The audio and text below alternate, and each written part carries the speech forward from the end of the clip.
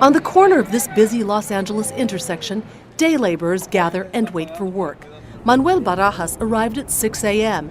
So did Pedro Pablo and about 100 others. 9 hours later, they are still waiting.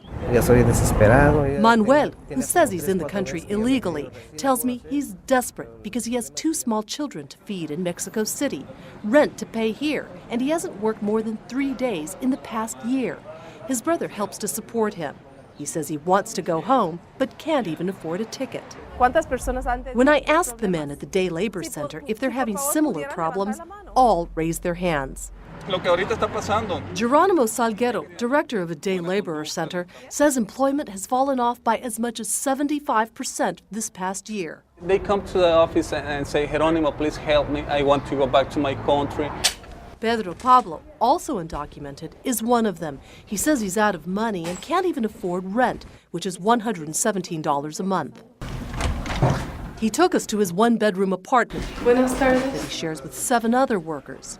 This is where they sleep, and each of them has their space. And this is his right here in the corner, along with his picture of his family. Benjamin Wilson. Pablo says he supports a wife and 5 sons in Guatemala, but he hasn't been able to send any money home for 4 months, and that weighs heavily on him. You're seeing fewer immigrants from all over the world who are here in the United States sending fewer resources back home, right, from where they come from. This can have a really, really big impact on those countries that are most vulnerable, economically speaking. Pablo has decided to leave.